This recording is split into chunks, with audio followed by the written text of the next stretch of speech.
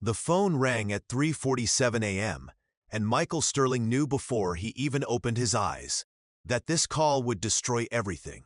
He'd built an empire from nothing. Sterling Global Industries. 47 floors of glass and steel overlooking Manhattan. $2 billion in annual revenue. A perfect wife. 2 perfect kids. A life so pristine, it could have been staged for a magazine cover. But at 3:47 a.m. on a Tuesday in October, that life began to die.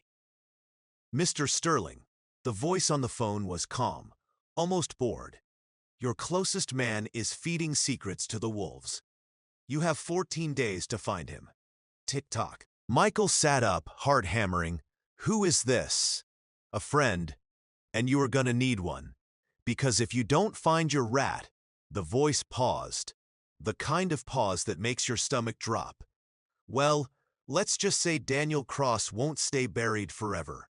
The line went dead. And Michael Sterling, the man who'd stared down hostile boardrooms, who'd negotiated billion-dollar deals without blinking, felt his hands start to shake, because no one, absolutely no one, should know that name Daniel Cross had been dead for 20 years. Day 1, morning the perfect illusion 6 hours later.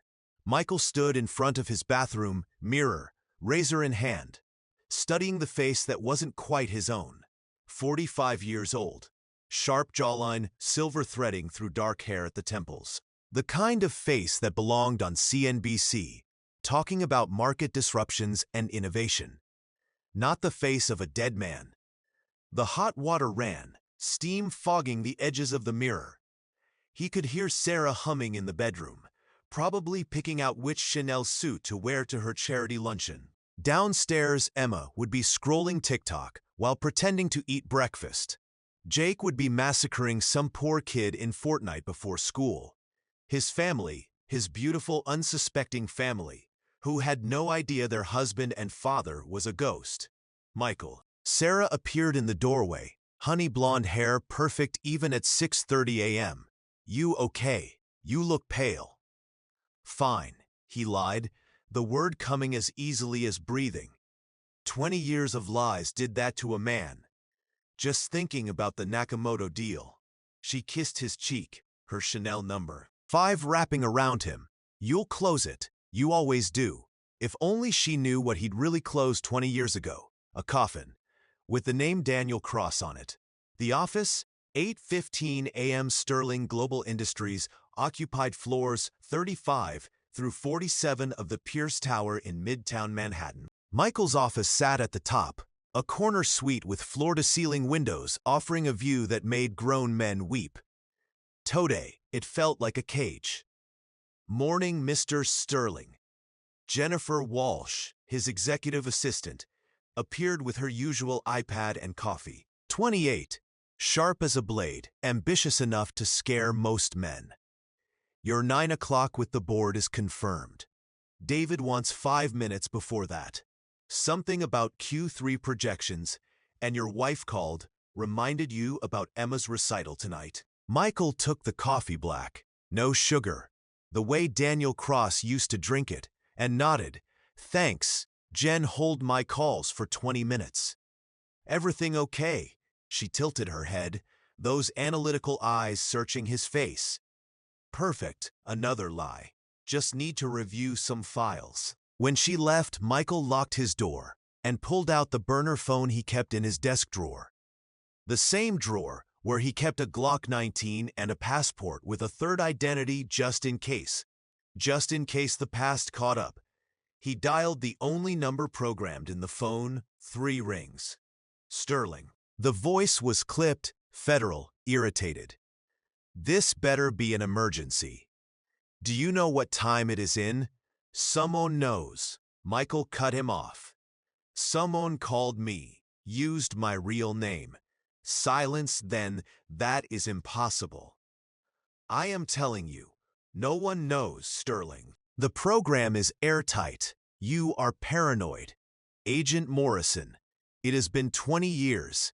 The Soprano family is scattered, dead or in prison. No one's looking for Daniel Cross because Daniel Cross doesn't exist. Morrison's voice softened slightly. Look, you've been clean for 2 decades. Built a good life. Don't blow it by getting spooked over a crank call. He said I have 14 days. Probably some scammer who got lucky with a name.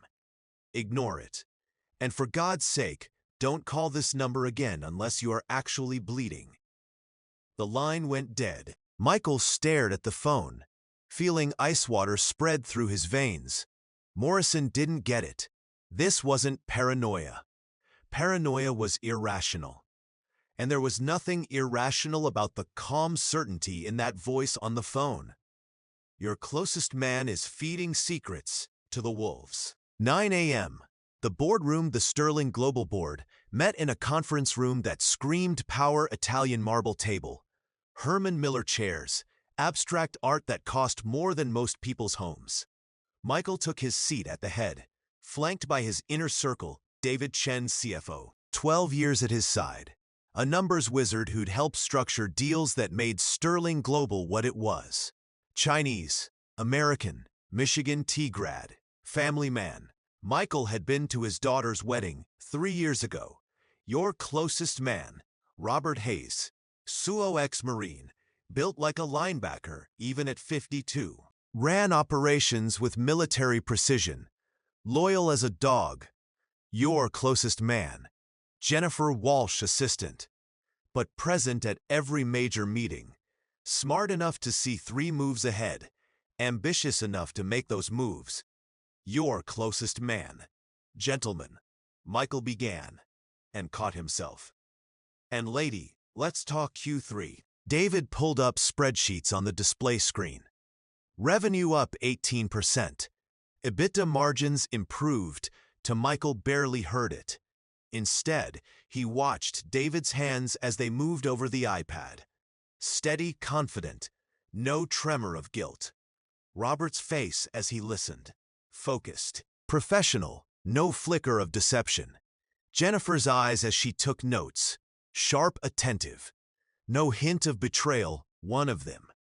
It had to be one of them. Or maybe someone he hadn't even considered. Michael, David's voice cut through his thoughts. You with us? Yeah, sorry late night. He forced a smile. The numbers look good. David, great work. David beamed, thanks, boss. Actually, wanted to grab 5 minutes after this. Something sensitive. Michael's pulse jumped. Sure, my office. What did David know? 9:45 a.m., Michael's office. David closed the door behind him, and for a moment, Michael's hand drifted toward the desk drawer. Toward the Glock. Boss, David's voice was tight. Nervous. I don't know how to say this. Just say it.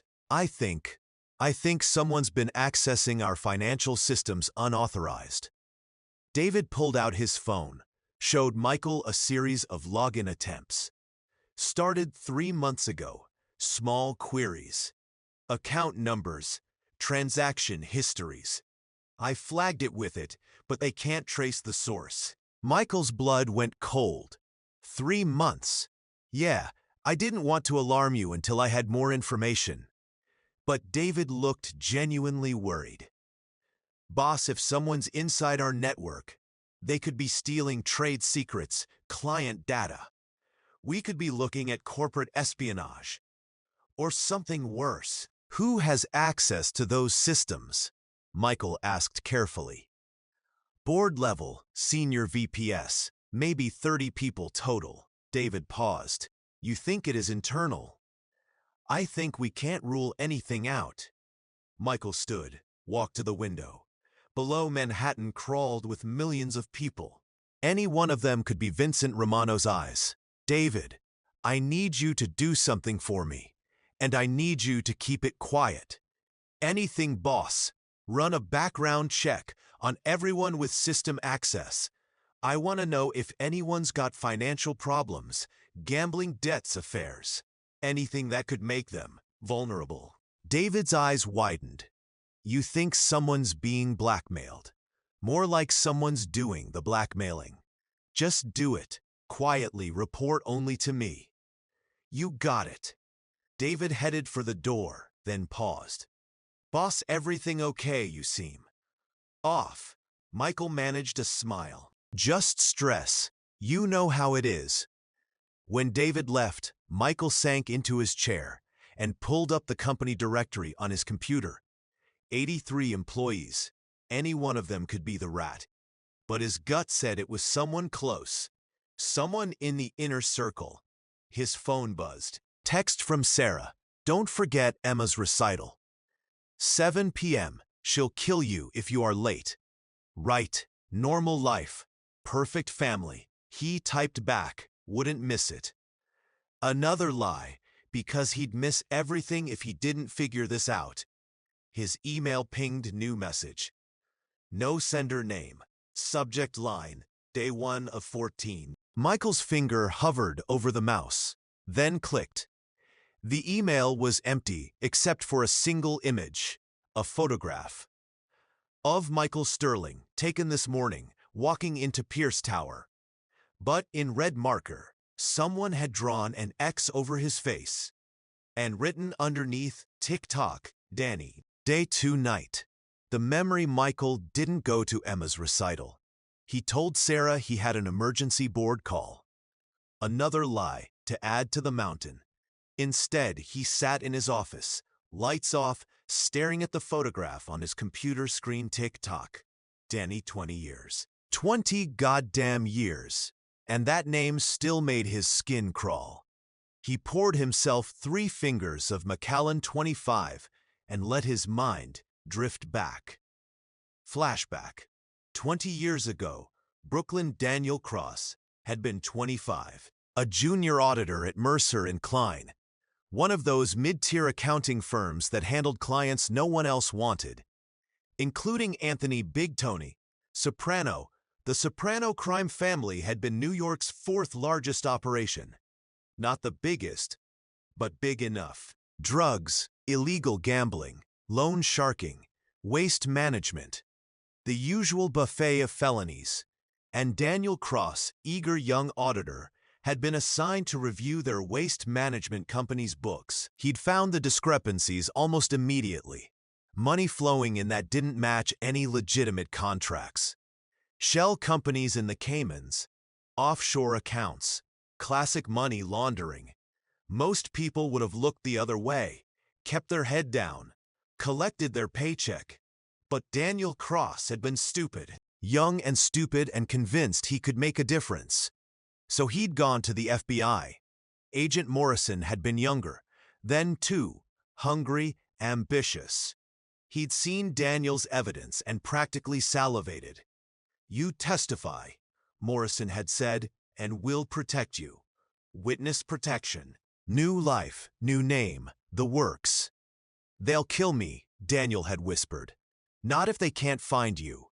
So Daniel Cross had testified, stood in federal court, and laid out every transaction, every shell company, every dirty dollar. Big Tony Soprano had gotten 35 years. His brother, Carmine, had gotten 24. Other members went down too. And Daniel Cross had signed his own death warrant because Big Tony's youngest son, Vincent Soprano, had been in that courtroom, 17 years old, watching some nobody accountant destroy his family. Vincent had looked at Daniel across that courtroom and mouthed 2 words, "You are dead." 3 days later, Daniel Cross had a new Social Security number, a new driver's license, a new birth certificate. Michael Sterling had been born, and Daniel Cross's funeral had been held in some cemetery in Jersey, closed casket, attended by no one who mattered. Present, Michael's office. Michael drained his glass. The whiskey, burning Vincent Soprano, would be 37 now. Plenty old enough to have taken over what remained of his father's empire. Plenty old enough to want revenge. His phone rang. Unknown number. Michael stared at it for 3 rings before answering. Having fun yet, Danny? That voice calm, amused. The voice of a man who held all the cards. What do you want? Michael asked. What do I want? A low chuckle. I want to watch you squirm. I want you to suspect everyone around you. I want you to tear your perfect little life apart, trying to find the snake in your garden. Just tell me who it is. Where is the fun in that? Besides, you are a smart guy, CEO of a multi-billion-dollar company. Figure it out. Why 14 days? Because I am sentimental. 14 days from now is the 28th of October, the anniversary of the day you murdered my father. Michael's stomach dropped. I didn't murder. You put him in a cage to die. Same thing. The voice hardened. 14 days, Danny. Find your rat, or I'll make sure everyone knows who you really are. Your wife, your kids, your shareholders. Hell, I'll hold a press conference. What do you want? Money? I can. I don't want your money. Vincent's voice dripped with contempt. I want Sterling Global Industries. Every asset, every subsidiary, every share. You are going to sign it all over to me. That is insane. The board would never. The board will do whatever you tell them. You are Michael Sterling, the golden boy. They trust you. And on the 28th of October, you are going to walk into that boardroom and give me everything.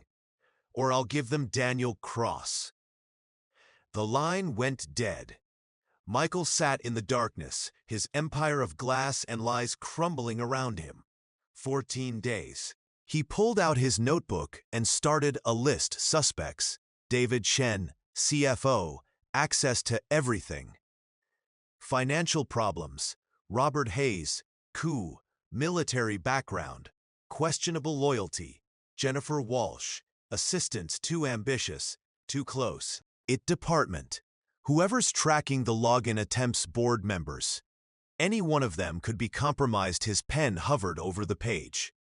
Then added one more name: Sarah Sterling. Wife. He immediately crossed it out. Number: not Sarah. Never Sarah. But then again, 20 years ago, he'd never imagined he'd be living a lie to her face every single day. What did he really know about anyone? Day 3. Morning. The investigation begins. Michael started with David's background checks. The CFO had compiled reports on all 83 employees. Delivered in a sealed envelope at 6 a.m. Michael spread them across his conference table, like a detective's murder board. David Chen, clean, perfect credit, no debts, married 15 years, one daughter, Columbia Law School, no red flags.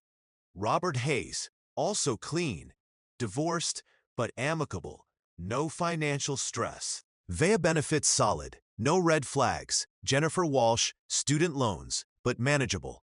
Single, no unusual spending. No red flags. Everyone was clean. Too clean. Michael knew from experience that everyone had secrets. Everyone had pressure points. He needed to dig deeper. His phone buzzed. Text from an unknown number. Day 3. Have you figured it out yet? Or are you too busy playing detective? Attached was another photo. Michael and Sarah having dinner at Carbone last night. The shot taken from across the street through the restaurant window. They were watching him constantly.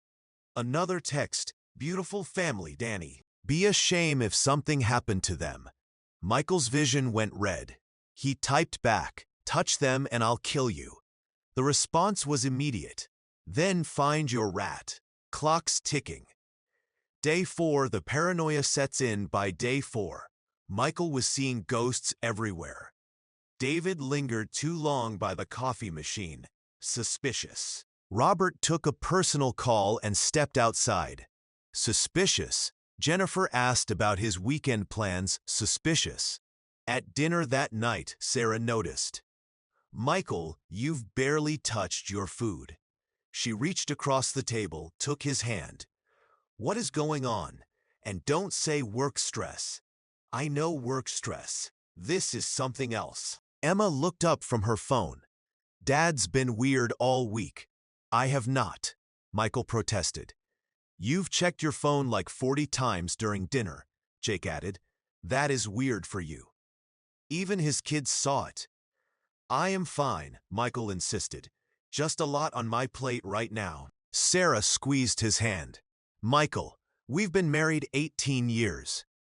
I know when something's wrong. 18 years of lies. What would she do if she knew? If she found out her husband was a ghost, that their marriage certificate was fraud, that Michael Sterling was a fiction? Would she even recognize Daniel Cross? I promise, he said softly, everything's fine. Just give me 2 weeks. After that, I'll take a vacation. We'll go to Aspen. The whole family. Sarah smiled, but her eyes remained worried. Okay, 2 weeks. But Michael, if you are in trouble, you can tell me. Whatever it is, we'll face it together. No, we won't, Michael thought. Because if you knew the truth, you'd run. Day 5, the first real clue. It came from an unexpected source. Michael was reviewing security footage from the office building looking for anything unusual, anyone who shouldn't be there, when he noticed something odd. David Chen's office, 11:47 p.m. 3 nights ago. David was there, late, not unusual. He often worked late. But then, at 11:52 p.m., someone else entered his office. The angle was wrong. Michael couldn't see who, but he could see David's face, and David looked terrified.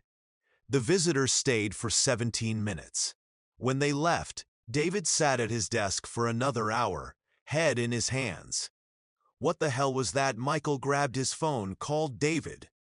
Hey boss, what is up, David?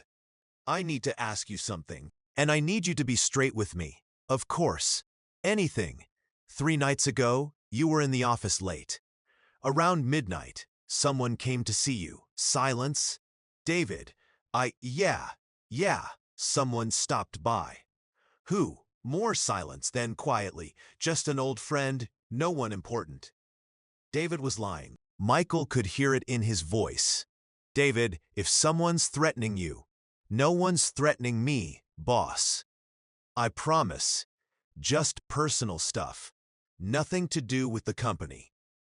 Are you sure? Because if I am sure, David's voice was firm now. Final. Look, I gotta run. Board meeting prep. Talk later. He hung up before Michael could respond. Michael stared at his phone. David was scared. David was lying. David was the rat. But if David was the rat, why would the anonymous caller warn him? What was the angle? Unless David was being forced, blackmailed, just like Michael. Michael's desk phone rang. Internal line. Jennifer. Mr. Sterling, there is someone here to see you. Says it is urgent. Wouldn't give a name. Michael's pulse spiked. What do they look like? Hispanic male. Mid-40s. Says you'll want to hear what he has to say. Vincent's man had to be. Send him in. Michael's hand moved to the desk drawer. To the Glock. The door opened. A man walked in. Jeans, leather jacket, hard eyes. The kind of man who'd seen things and done worse. Mr. Sterling. He closed the door behind him. We need to talk. Who are you? Someone who owes you a debt. The man pulled out a chair, sat down uninvited. 8 years ago, you were at Mount Sinai Hospital, Pediatric Oncology Wing. You sat next to a woman and her kid. Kid had leukemia. Michael's mind raced back. 8 years ago, he'd been waiting while Sarah had some procedure done.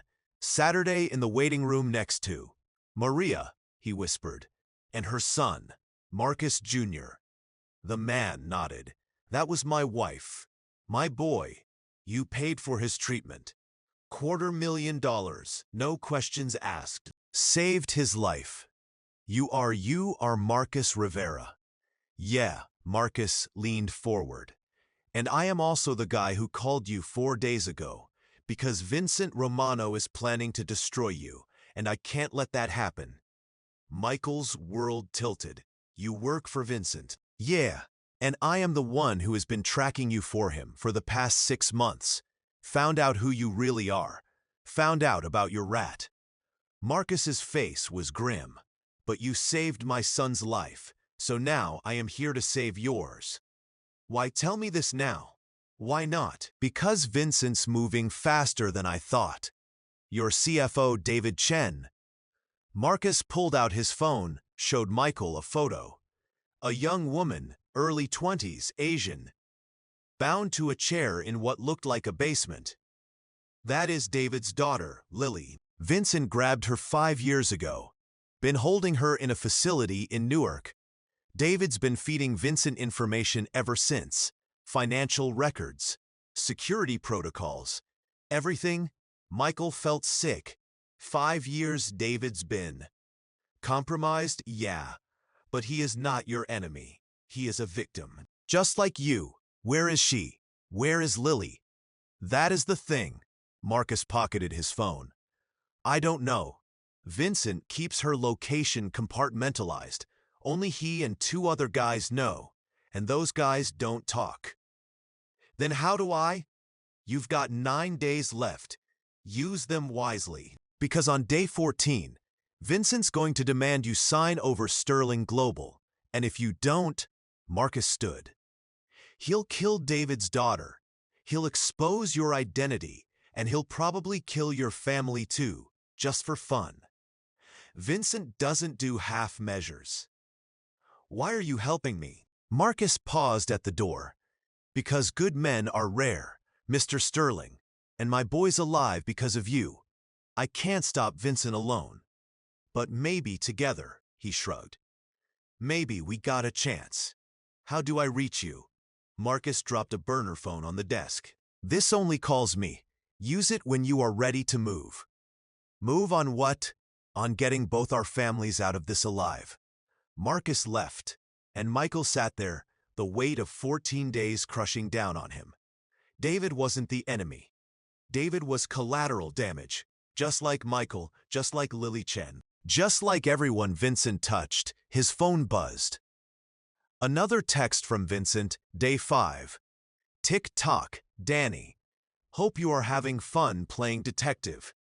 Michael looked at the burner phone Marcus had left. Then at the Glock in his drawer. 9 days left. 9 days to save his company. His identity. His family. 9 days to stop a monster. Day 6 morning. The unraveling Michael didn't sleep that night. Instead, he sat in his home office, door locked, spreading printouts across his desk like a man possessed financial records. Security logs. Employee files. The burner phone Marcus had given him sat next to his laptop, silent as a tomb. At 4:17 a.m., he heard footsteps in the hallway. Sarah, the doorknob turned, locked. Michael. Her voice was soft but strained. Are you still up? Yeah, just working. It is 4 in the morning, I know. Go back to bed. Silence. Then you've been sleeping in there for 3 nights. What is going on? 3 nights, had it been that many? Nothing, I told you. Just a critical deadline bullshit. Sarah's voice cut through the door like a blade. Michael Sterling, I have been patient. I have been understanding, but you are shutting me out, and I want to know why. Michael stared at the door, at the barrier between his 2 worlds. On one side, Sarah, 18 years of marriage. A life built on a foundation of lies, but a life nonetheless. On the other side, Daniel Cross, a ghost who refused to stay buried. Sarah, please, just give me a few more days. A few more days until what? Until you have a breakdown, until whatever you are hiding explodes in our faces. She knew, not the truth, but she knew something was wrong. I am not hiding anything. You are a terrible liar, Sarah's voice cracked. At least, you used to be. Lately, I am not so sure. Her footsteps retreated down the hallway. Michael put his head in his hands. 8 days left, and he was losing everything anyway. Sterling Global, 7:30 a.m. Michael arrived at the office before anyone else. He needed to talk to David, needed to look the man in the eye and figure out how to save them both. But when he reached the 47th floor, David was already there, sitting in Michael's office, in the dark. Jesus, Michael hit the lights. David, what the hell? We need to talk. David's voice was flat, dead. His eyes were red-rimmed, like he'd been crying, or hadn't slept in days. And we need to talk now. Michael closed the door, his hand instinctively moving toward the desk drawer, toward the Glock. How long have you known? David asked. Known what? Don't. David's voice broke. Don't insult me. I've been watching you watch me for 5 days. The way you look at me now, like I am a bomb about to go off. Michael sat down slowly. When did Vincent take her? David's face crumpled. You know about Lily, Marcus Rivera told me. Marcus! David laughed bitterly. Yeah, that makes sense. He is the only one in Vincent's crew with a conscience. He wiped his eyes. 5 years, Michael. 5 goddamn years. She was 20, just finished her sophomore year at Columbia, had her whole life ahead of her. Why didn't you come to me? Come to you? David's voice exploded. And say what? Hey boss, the mob kidnapped my daughter. Can you help? What were you gonna do? Call the cops? Vincent has cops on his payroll. Call the FBI, he'd know before I hung up the phone. David stood, paced. He told me if I went to anyone, if I told anyone, he'd mail me her fingers. One each week until there was nothing left. Michael felt sick. David, so I did what he wanted.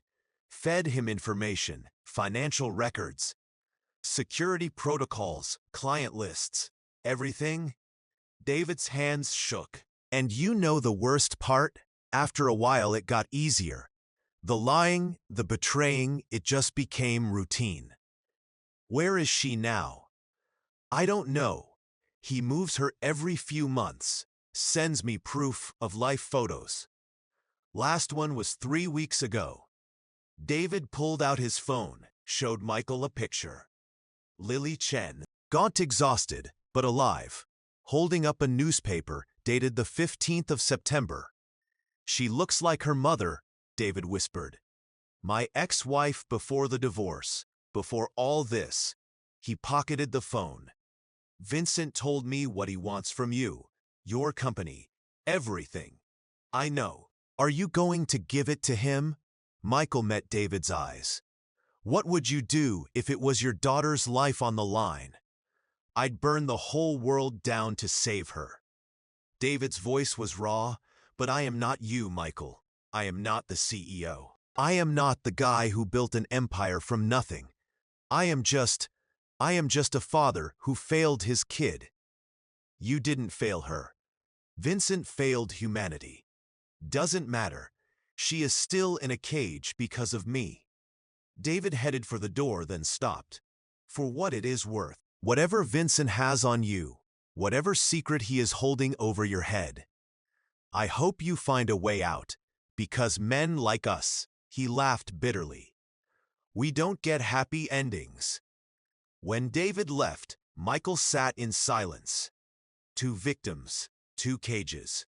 1 monster. His desk phone buzzed. Jennifer's voice, Mr. Sterling. You have a visitor, says his name is Vincent Romano. Michael's blood turned to ice. Send him in. The devil walks in. Vincent Soprano, now going by Vincent Romano, was not what Michael expected. He'd imagined a thug. Gold chains, tracksuits, the stereotypical mob boss from a Scorsese film. Instead, Vincent walked in wearing a Tom Ford suit that probably cost $8,000, Hermes tie, Italian leather shoes. He looked like he belonged on the cover of GQ. 6 feet tall, dark hair slicked back, a face that could have sold cologne, but his eyes were dead. Danny, Vincent smiled, sat down without being invited. Sorry. I mean Michael, still getting used to the new name. Though I gotta say, Michael Sterling is pretty good. Very Wall Street. Very Wall Street. What do you want? Just wanted to meet face to face. Put a face to the voice, you know. Vincent looked around the office. Nice place, floor-to-ceiling windows, corner office. Very American dream. He picked up a photo from Michael's desk, Sarah, Emma, and Jake at the beach last summer. Beautiful family. Your daughter, she is what, 16? Pretty girl. Bet she has got a whole life ahead of her. Michael's hands clenched. Touch them and relax, Danny. I am not a monster. Vincent set the photo down. I am a businessman, and right now we're negotiating a transaction. You give me Sterling Global Industries. I give you your life. Simple. Why the 14 days? Why not just demand it now? Vincent's smile widened. Because where is the fun in that? I want you to suffer, Danny. I want you to lie awake at night wondering who is watching, who is listening, who is going to destroy you. He leaned forward. My father spent the last 15 years of his life in a concrete box. Died of cancer in a prison hospital. Know what his last words were? Michael said nothing. Find the accountant. That is all he said. Over and over. Find the accountant. Vincent's eyes blazed. So I did. Took me years.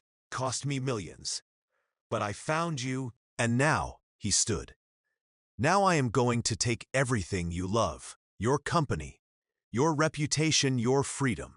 And if you are really unlucky, your family. I testified because your father was a criminal. My father was a provider. He put food on our table, paid for my education, gave jobs to people no one else would hire. Vincent's voice dripped venom. You destroyed him because you wanted to be a hero.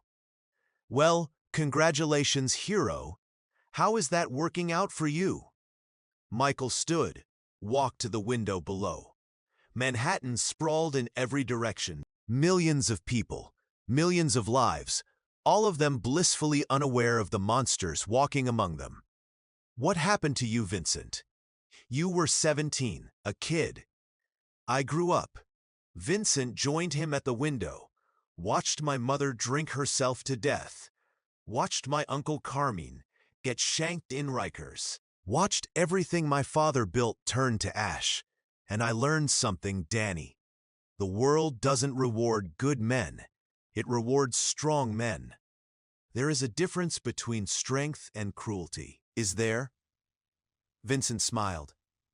You built this empire by crushing competitors, making ruthless decisions, firing people to boost your stock price. Don't act like you are some saint. You are just a criminal with better PR. I never kidnapped anyone's daughter. Vincent's smile faded.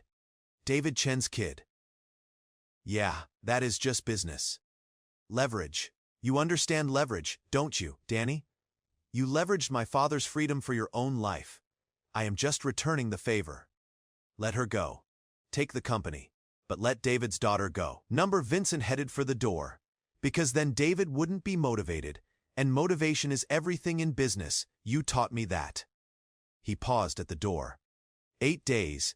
Danny, 8 days to decide. Do you die as Michael Sterling, the hero CEO, or do you live as Daniel Cross, the rat who sold out a family? Vincent left.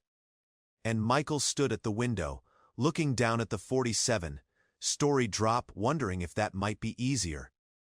Day 7. Evening, the breaking point. Sarah cornered him at dinner. Emma was at a friend's house.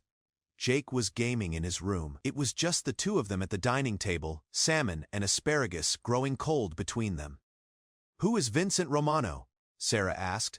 Michael's fork clattered to his plate. What? Vincent Romano? I saw the sign and sheet from yesterday. He visited you. Sarah's eyes were hard. So I Googled him. Want to know what I found?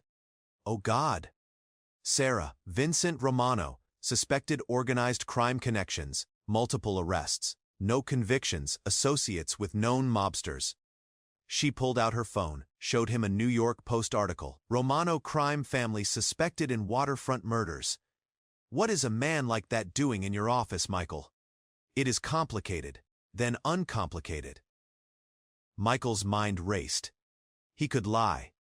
Spin some story about due diligence, background checks, whatever, but he was so tired of lying. He is blackmailing me, Michael said quietly. Sarah went pale. What? He has information about my past, and he is threatening to release it unless I give him the company. What kind of information? The line, the final line. Cross it. And there was no going back. I can't tell you. Can't or won't, both. Sarah stood, her chair scraping against the hardwood. 18 years. Michael, 18 years I've stood by you, supported your career, raised our children while you built your empire, and now you are telling me some gangster is blackmailing you, and you can't tell me why. If I tell you, it puts you in danger. I am already in danger. He knows where we live, where our kids go to school. Sarah's voice cracked. What did you do? What could possibly be bad enough that I was someone else? The words exploded out of Michael before he could stop them. Before I was Michael Sterling. I was someone else, someone different, and Vincent wants revenge for something that person did. Sarah stared at him. What are you talking about? 7 days left, and the dam was breaking. I can't explain, not yet, but I need you to trust me. Trust you? Sarah laughed bitterly. Michael, you just told me our entire life is built on a lie, that you are not even who I think you are. How am I supposed to trust that? Because I love you. Because Emma and Jake are everything to me. Because what? Because you are scared. Sarah grabbed her purse. I am taking the kids to my sister's in Connecticut tonight, until you figure this out. Sarah? No. Yes. She was crying now. Because I don't know who you are anymore, and I need to protect our children. She left, and Michael sat alone in his mansion, surrounded by the wreckage of his lies. Day 8. Marcus's second warning. The burner phone rang at 2 a.m. Michael. It is Marcus. We got a problem. Michael sat up, instantly alert. What kind of problem? Vincent's moving faster than I thought. He is planning something for day 10, 2 days from now. Planning what? I don't know, but I overheard him on the phone. Something about sending a message. And he was laughing, Michael, that is never good. Did he mention my family number? But he did mention David Chen's daughter. Said something about motivating the players. Michael's stomach dropped. He is going to hurt her. Maybe. Or maybe he is going to make David think he is going to hurt her. Vincent likes psychological warfare. Marcus paused. There is something else. Vincent's got a second man inside your company. What? David's not his only spy. There is someone else. Someone higher up. I don't know who, but Vincent mentioned a board, level asset, yesterday. The board, 12 members. Any one of them could be compromised. Who has access to? Anyon on the board has access to everything. Michael, financial records, strategic plans, M&A discussions. If Vincent has someone on your board, he knows every move you are making. How do I find them? I don't know. But you better figure it out fast, because day 10 is going to be bad. I can feel it. Marcus hung up. Michael pulled up the Sterling Global board roster on his laptop. Michael Sterling, Chairman, Facio David Chen. CFO, Compromised Robert Hayes, Coup Catherine Pierce. General Counsel James Morrison. Board Member, Private Equity Sandra. Liu Board Member, Tech VC Thomas. Bradford Board Member. Retired Goldman Sachs Maria Gonzalez Board Member. Former State Senator, Harold Chen Board Member. No relation to David Elizabeth Warren Board Member. Not the Senator. Different person Richard Stone Board Member. Hedge Fund Manager, Patricia O'Neill. Board Member Tech Entrepreneur. One of them was Vincent's spy. But which one? Day 9. The board meeting Michael called an emergency board meeting. Told them it was about Q4 strategy. Really, it was an interrogation. He watched them all file into the conference room, studied their faces, their body language. One of you is a traitor. Thank you all for coming on short notice, Michael began. I wanted to discuss some irregularities I've noticed in our financial systems. David stiffened. He knew what was coming. Over the past few months, there have been unauthorized access attempts to our core databases, trade secrets, client information, and targets. Michael made eye contact with each board member, which means someone in this room, or someone working for someone in this room, is leaking information. Silence. Then Catherine Pierce, the general counsel, spoke up. Do we have evidence of an actual breach? We have evidence of attempted breaches multiple times. From where? James Morrison asked. That is the problem. The IP addresses are scrambled, routed through VPNs. Whoever's doing this knows what they're doing. Robert Hayes leaned forward. You think it is internal. I think we can't rule anything out. Sandra Loof frowned. Michael, are you accusing one of us? I am saying we have a security problem. And I want to know if anyone's noticed anything unusual. Strange requests for information. Odd questions about company strategy, anything. More silence. Then Thomas Bradford cleared his throat. I did receive an odd call last month. Someone claiming to be from the SEC asking about our offshore accounts. I referred them to Catherine, but Catherine nodded. I never got a follow-up, which was strange. What number did they call from? Michael asked. I don't remember. Didn't save it. Dead end. The meeting dragged on for 2 hours. Michael watched, listened, analyzed, but he couldn't tell. They were all too good or all too innocent. After everyone left, David lingered. You think one of them is working for Vincent? He asked quietly. Marcus says yes. Marcus is usually right. David looked haunted. Michael, I need to tell you something. About day 10. What about it? Vincent called me this morning, said he is going to escalate the situation. Didn't say how, but he told me to have my phone ready. David's voice shook. I think he is going to hurt Lily and make me listen. Michael felt rage build in his chest. We're not going to let that happen. How are we going to stop it? We don't even know where she is. Then we make Vincent tell us. How? Michael pulled out the burner phone. By giving him exactly what he wants, or at least, making him think we are. Day 10. The messages. It started at 9:47 a.m. Michael was in his office when his personal cell phone rang. Unknown number, he answered. Sterling, heavy breathing. Then a voice. Young, female, terrified. Daddy. Michael's blood went cold. Who is this? Daddy, please, they're going to. A scream. Then the line went dead. Michael stared at the phone, confused. That wasn't Emma's voice. Emma was safe with Sarah in Connecticut. He talked to her this morning. Then it hit him. Lily. That was Lily Chen. But why call him? His office door burst open. David stood there, phone in hand, face white as death. He called you too. David's voice was barely a whisper. That was Lily. Vincent sent it to everyone on the board, a conference call. Everyone heard my daughter scream.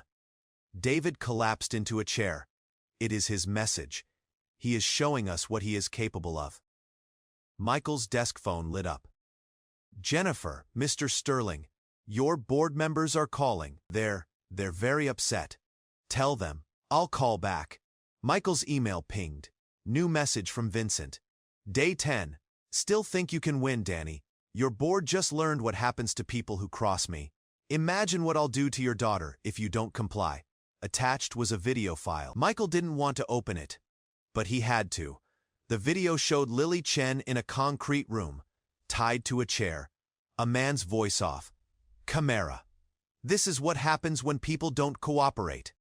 Then the camera cut to black, but the audio continued.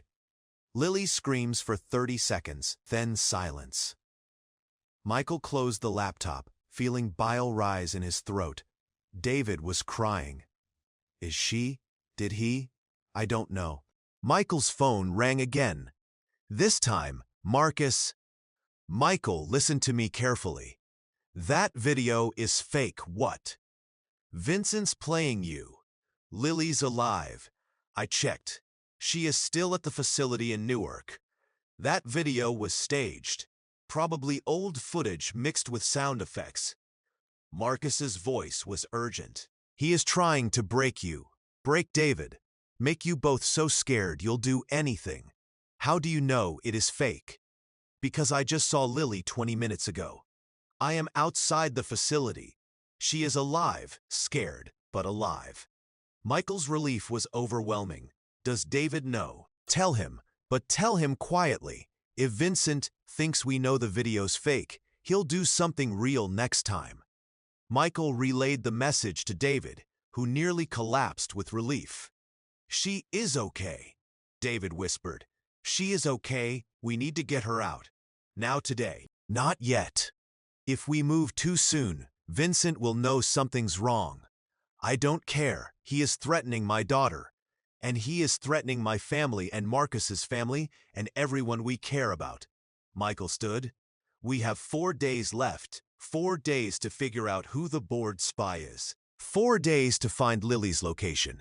4 days to end this. How?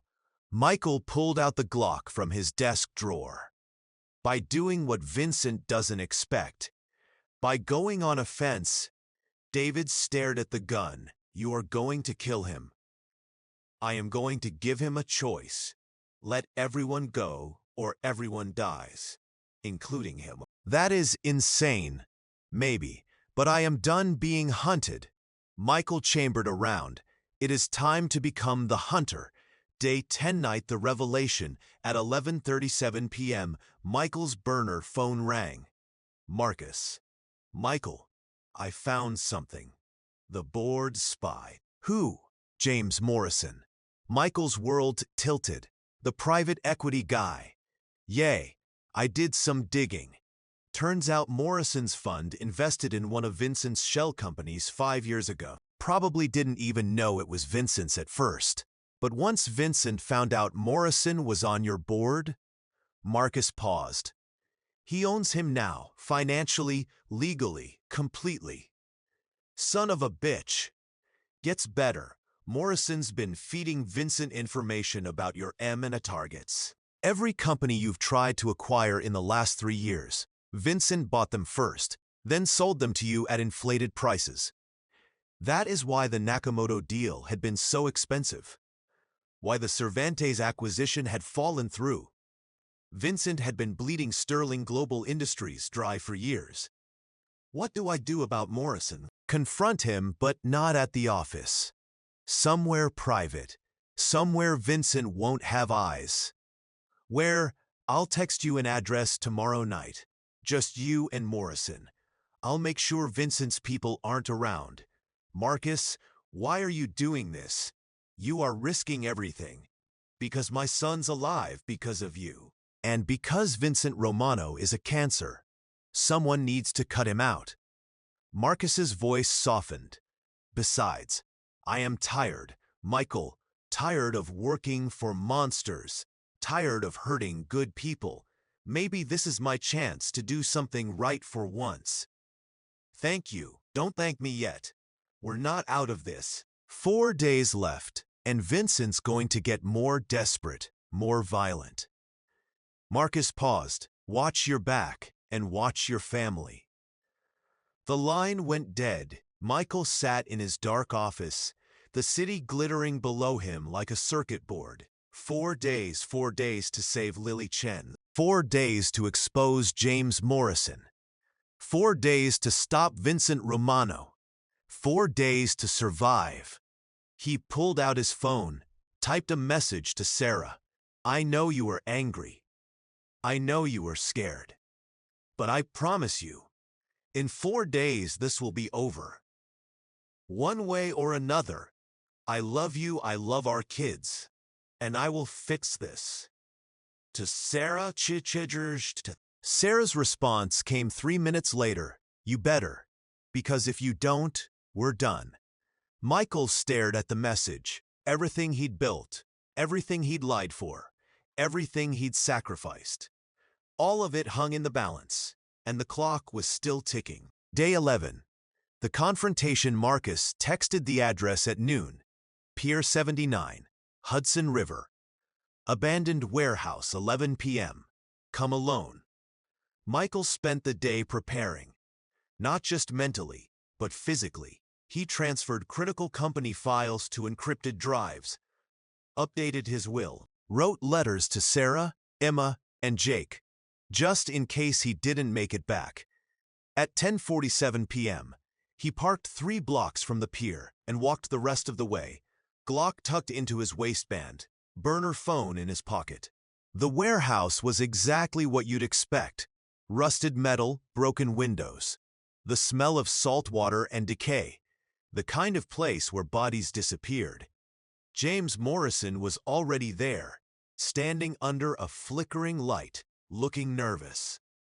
Morrison's voice cracked. "Look, I don't know what this is about, but how much did Vincent pay you?"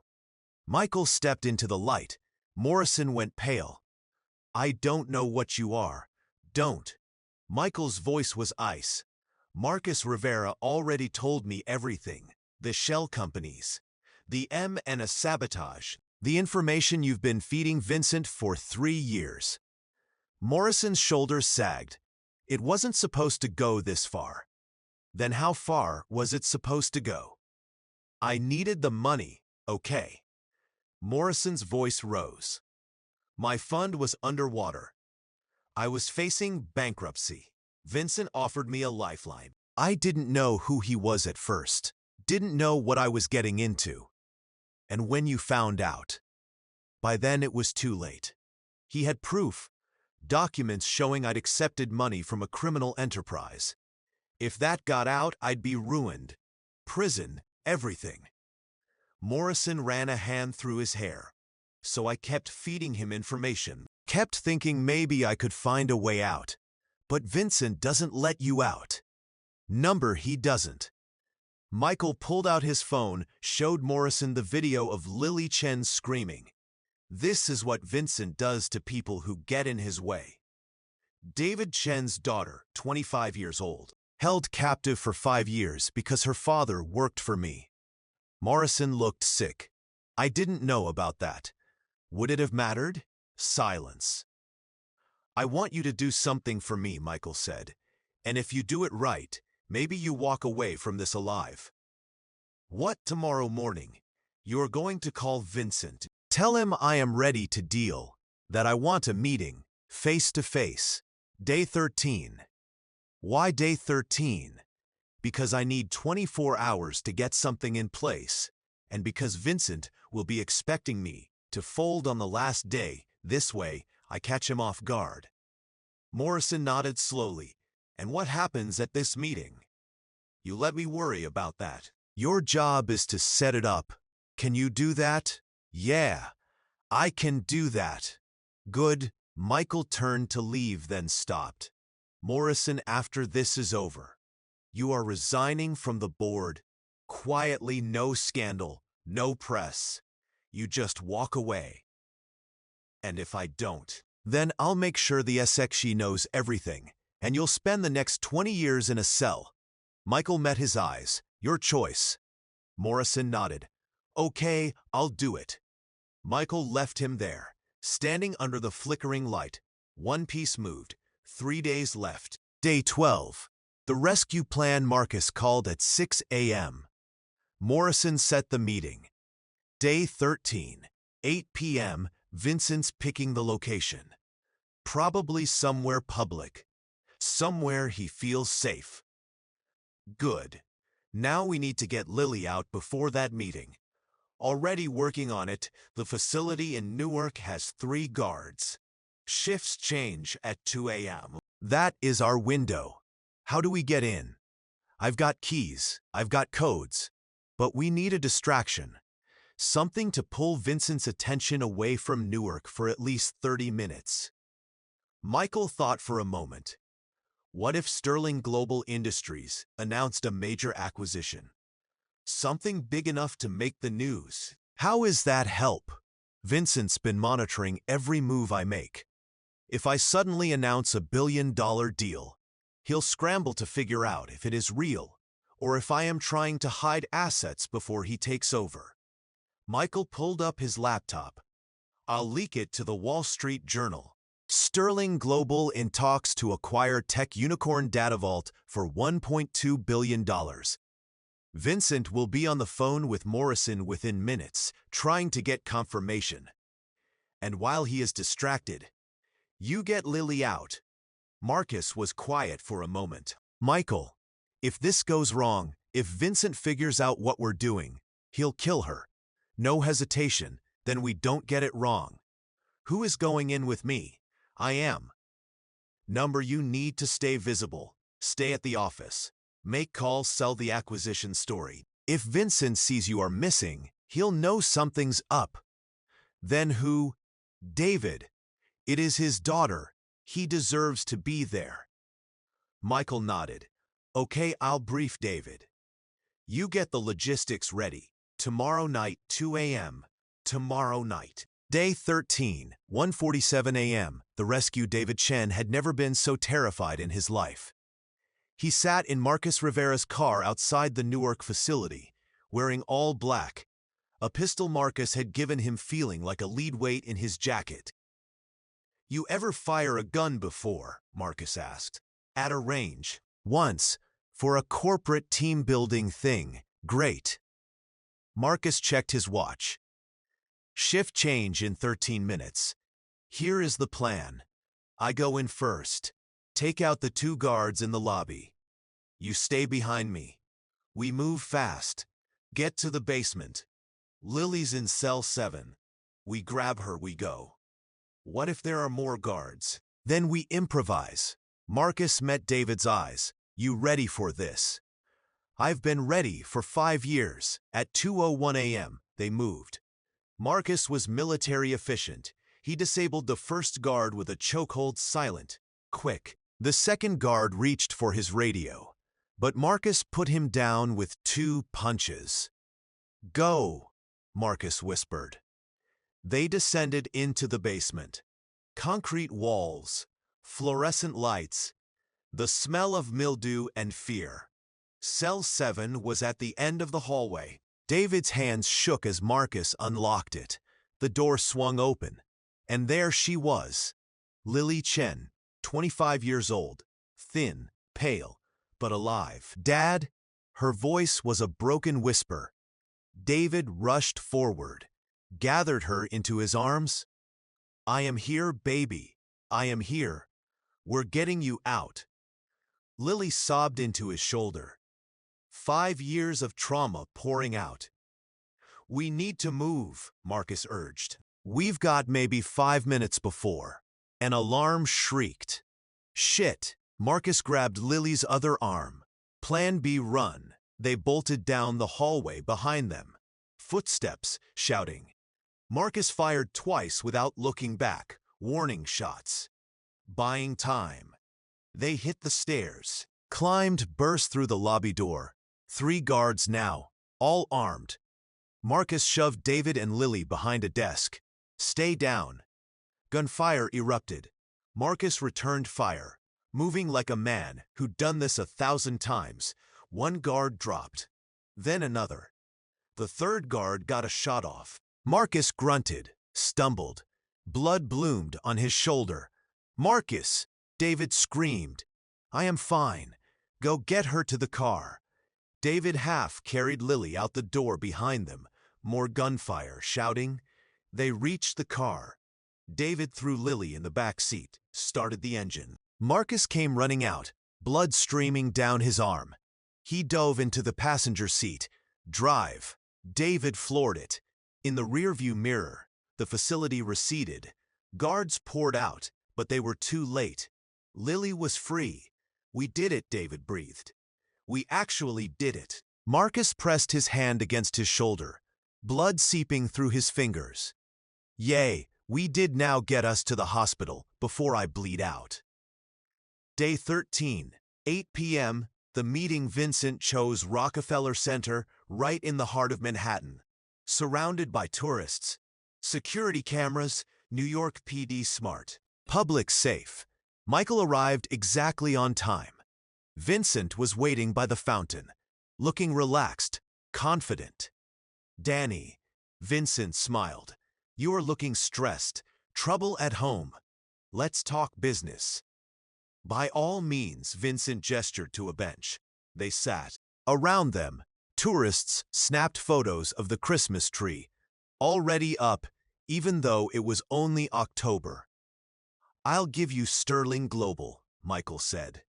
"But I have conditions. You are not in a position to make conditions." "Yes, I am, because if I go down, I am taking James Morrison with me, and probably half your financial network." Michael leaned forward. "So here is the deal. You get the company.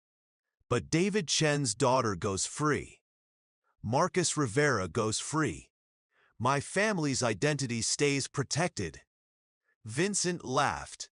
"You think I am going to honor that? The second you sign those papers, you'll what? Kill me, here in front of 500 witnesses." Michael pulled out his phone. "I've got a dead man's switch. A file containing everything, your real name, your connection to the Soprano family, every shell company, every bribe, every body. If my heart stops beating, that file goes to the FBI, the SEC, and the New York Times." Vincent's smile faded. "You are bluffing." "Am I?" Michael showed him the screen, a timer counting down. "This requires my fingerprint every 6 hours. Miss one check-in, and the file uploads automatically." For the first time, Vincent looked uncertain. "So here is what is going to happen," Michael continued. "Tomorrow morning, I am calling an emergency board meeting. I am going to announce my resignation. Cite personal reasons sad. The board will vote for an interim CEO. That person will be someone you control, someone Morrison recommends. Within 6 months, you'll have full control of Sterling Global. And you. I disappear. New name. New life. My family goes with me. You never hear from us again." Vincent studied him, "And the dead man's switch stays active. As long as you leave us alone, your secrets stay buried. But if anything happens to me, my family, David, Marcus, or anyone I care about," Michael's voice went cold, "then everyone learns who you really are. Vincent Soprano, son of a mob boss. Career criminal." Vincent was silent for a long moment. Around them, tourists laughed, unaware of the war being negotiated on a bench. Finally, Vincent nodded. "Okay, deal, you resign. I get the company, your secrets stay buried." Everyone walks away. "And Lily Chen already gone, isn't she?" Vincent smiled. "Marcus pulled off quite the rescue last night. Cost me 3 guards and a facility. That was your doing, I assume." Michael said nothing. "Clever." Vincent stood. "I underestimated you, Danny. You are more like me than I thought. I am nothing like you." "Keep telling yourself that." Vincent buttoned his jacket. "See you at the board meeting tomorrow. Don't be late." He walked away, disappearing into the crowd. Michael sat there, hands shaking. It was done. The deal was made. But Michael Sterling wasn't quite finished yet. Day 14, morning. The truth, Marcus called at 7 a.m. "It is done. Lily's safe. David's got her in a safe house. She is with doctors now, getting checked out."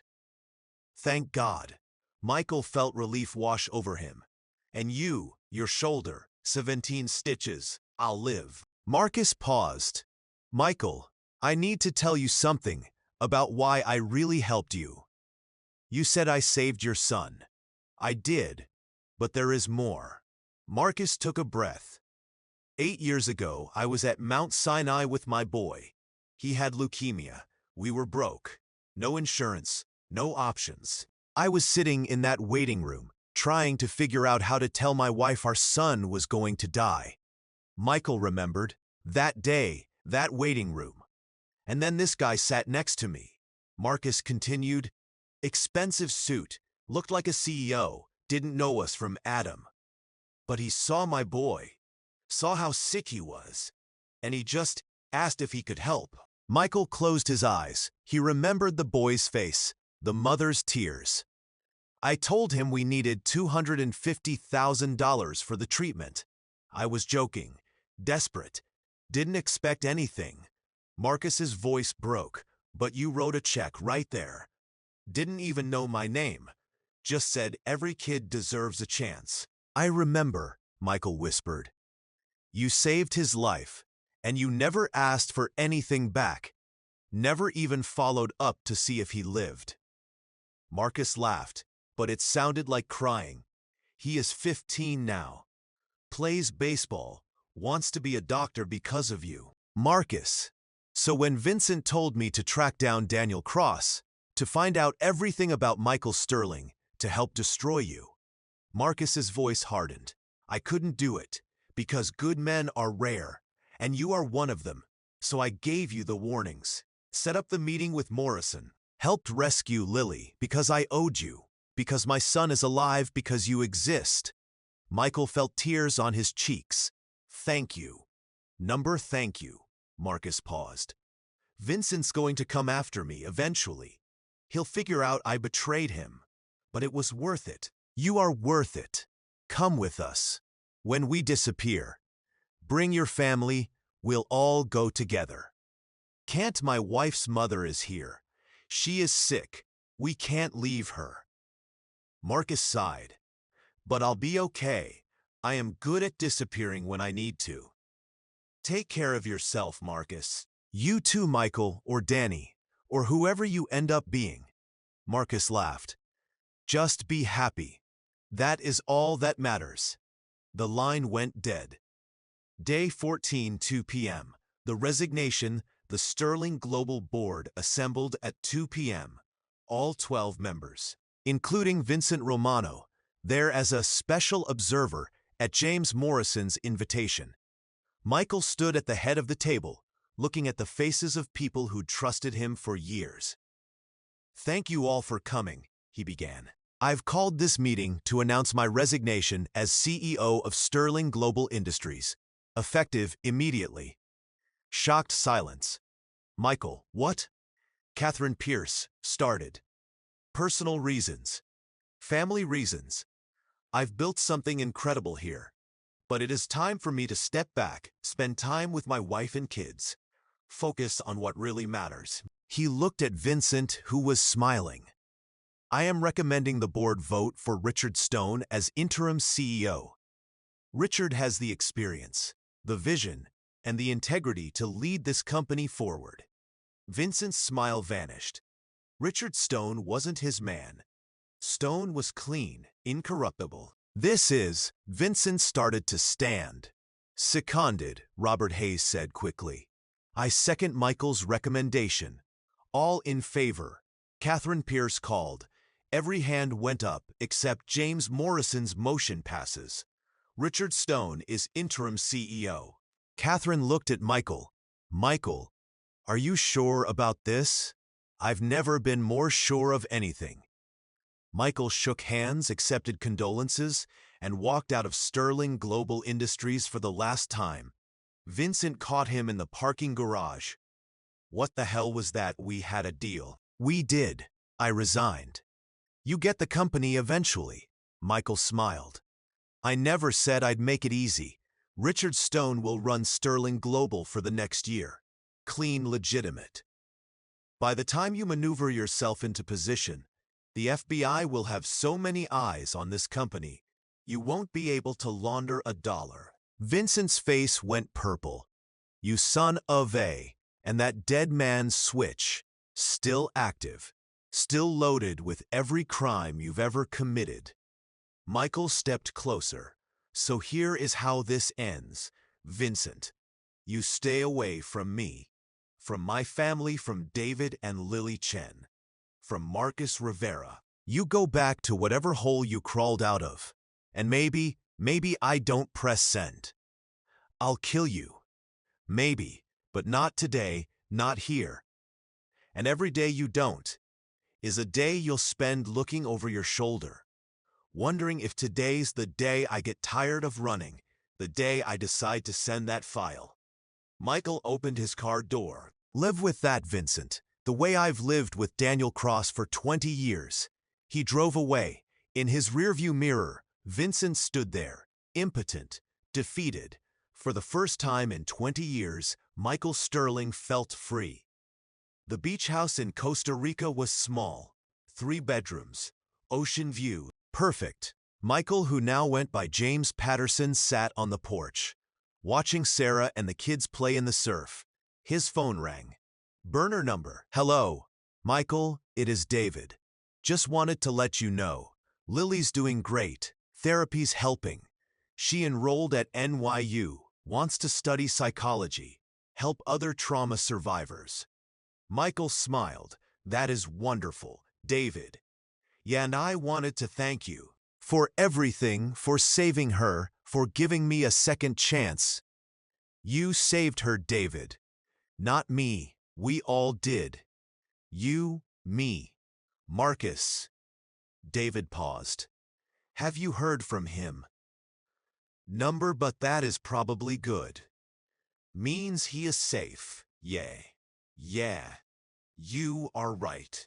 David cleared his throat. Anyway, I just wanted you to know we're okay. We're going to be okay. So are we, David, so are we. Michael hung up, watched his family laugh in the waves. 20 years running. 20 years lying. But today, for the first time, Michael Sterling, Daniel Cross James Patterson, whoever he was, felt like he could finally breathe. The past couldn't be outrun. But maybe, just maybe, it could be survived. And that was enough.